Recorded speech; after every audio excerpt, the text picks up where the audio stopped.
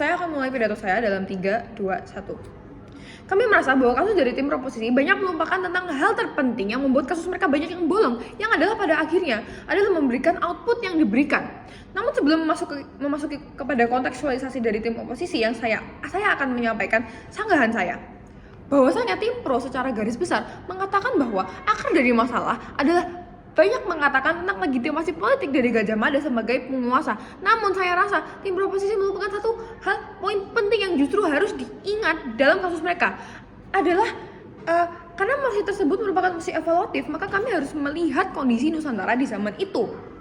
Bahkan jika kerajaan Gajah Mada melakukan agresi militer, tapi harus diingat pada zaman apa hal tersebut dilakukan. Apakah pada zaman Renaissance kah? Apakah pada zaman Majapahit? Apakah pada zaman reformasi? Hal tersebut adalah merupakan hal yang sangat penting untuk diingatkan. Bahkan jika kerajaan Gajah Mada melakukan agresi militer, tetapi harus diingat apakah rakyat dan kerajaan lain di zaman itu memiliki kapasitas yang cukup, kapasitas otak yang cukup untuk mengatakan bahwa saya sedang dirampas, saya sedang dibantai. Maka secara prinsip yang mereka terapkan pada zaman itu adalah 3 hal: kekuasaan, penjajahan, dan kemakmuran. Sebutkan satu kerajaan atau negara yang melakukan ekspansi tanpa adanya agresi. Tidak ada, karena satu-satunya metode yang dapat mereka lakukan adalah dengan mekanisme tersebut pada akhirnya. Namun masuk ke dalam karakterisasi di kasus oposisi. Dewan Juri dan tim oposisi yang terhormat, saya memiliki 3 poin karakterisasi dalam perdebatan hari ini. Apa konteks dunia sekarang? Notis bahwa secara evaluatif dalam rekor sejarah Gajah Mada telah mampu membawa beberapa pulau yang sebelumnya terpisah menjadi satu kesatuan di zaman sekarang yang dikenal sebagai Indonesia. Lalu sebagai warisan, pulau-pulau tersebut menjadi satu yang pada akhirnya membentuk sebuah negara yang kuat dan memiliki integritas yang tinggi.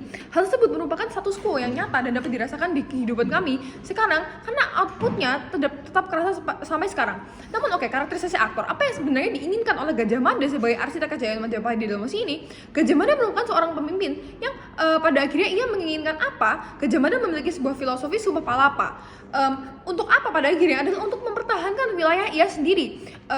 Hal ini terjadi exactly karena ia menginginkan kuasa yang pada akhirnya akan memberikan power untuk ekspansi, membawa banyak wilayah di bawah pemerintahannya dia, yang pada akhirnya akan justru membawa kemajuan dari wilayah tersebut yang akan saya sampaikan di argumen saya. Namun menuju kepada beban yang harus kami buktikan, yaitu 2 poin. A. Mengapa warisan politik Gajah Mada pada akhirnya tidak perlu disesalkan? Namun B. Mengapa hal tersebut boleh dilakukan? Lalu tidak ada mekanisme karena mosi tersebut adalah mosi evaluatif. Lalu langsung menuju kepada 2 poin argumentasi saya. Yang pertama adalah tentang evaluasi masa lampau yang terjadi pada masa sekarang, namun 2 justifikasi evaluasi terhadap dampaknya bagi kemajuan bangsa dan mengapa boleh dilakukan. Langsung menuju kepada argumen pertama saya yang memiliki 3 layer utama. Yang pertama adalah satu hal yang tadi sudah saya sempat bahas di pembukaan, dan satu hal yang tim proposisi melupakan adalah soal output di masa depan. Jika misal kami dapat bertanya, apa yang akan terjadi jika Gajah Mada tidak melakukan ekspansi tersebut? Ekspansi bukan memiliki konotasi yang buruk. Ekspansi bertujuan untuk menambahkan kedaulatan negara, meningkatkan wilayah supaya pada akhirnya akan meraih peningkatan ekonomi dan kemakmuran rakyat, bukan? Proposisi tidak akan mampu menjawab hal tersebut karena di sisi mereka tidak bisa membayangkan dampak yang akan terjadi jika ekspansi pun pada akhirnya tidak terjadi. Dampak dari hal tersebut akan menyebabkan efek tumpah yang merupakan seperti reaksi berantai yang pada akhirnya akan berdampak buruk bagi legitimasi dari suatu negara, terkhususnya di dalam konteks ini adalah bagi Indonesia yang masih merupakan negara yang berkembang. Namun layer kedua menuju kepada dampak jika ekspansi tidak terjadi. Indonesia tidak punya wilayah yang banyak yang menyebabkan kuasa yang mereka miliki semakin sedikit, maka kuasa terhadap sumber daya alam berkurang. Padahal sumber daya alam dari Indonesia merupakan kekayaan negara yang sangat berharga, merupakan kekayaan negara yang merupakan aset yang sangat penting bagi kemajuan negara Indonesia, karena Indonesia memiliki sumber daya alam yang sangat penting bagi ekonomi negara tersebut. Namun yang menyebabkan B, stabilitas ekonomi akan berkurang jika sumber daya alam tidak dapat dikelola dengan baik, yang menyebabkan inflasi dan kurs yang merendah, yang pada akhirnya akan C, menyebabkan hubungan diplomatik antar negara akan melemah karena pandangan dari negara lain yang buruk.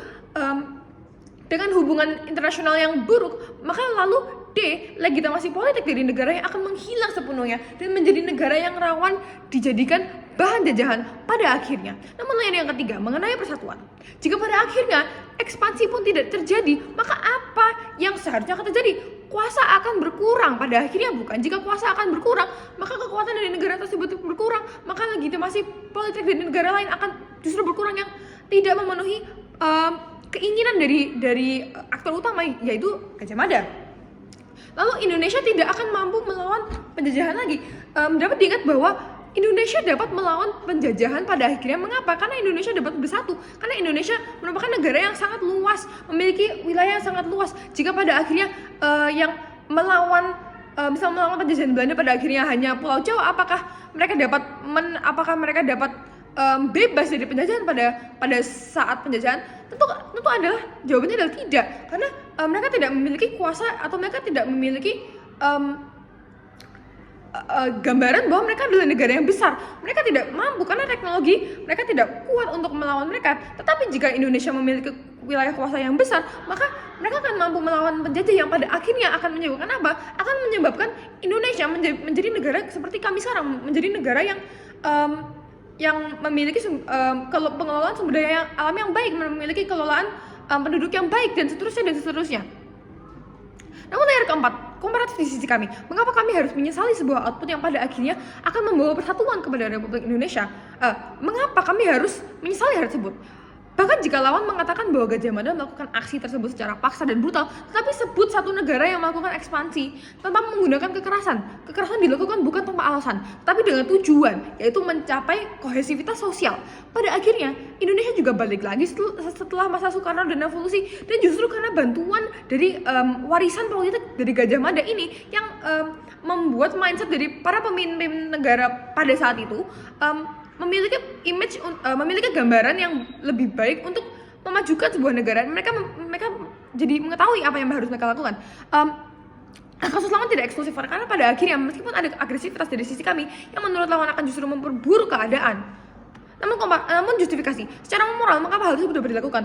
Mengapa dengan aksi agresivitas Gajah Mada dapat menyatukan Indonesia pada akhirnya? Ini akan menjadi hal yang boleh dilakukan. Kami harus bersifat evaluatif dalam pendekatan ini. Bahkan jika Gajah Mada menggunakan aksi kekerasan pada sebelumnya, tetapi pada akhirnya output dari perlakuan Gajah Mada ini baik. Jadi pada akhirnya itu tidak apa-apa karena Gajah Mada mampu menguasai banyak pulau, yang berarti Indonesia sangat bergratifikasi saat masa sekarang karena wilayah kuasanya jadi besar. Maka bangga untuk menjadi tim pemerintah.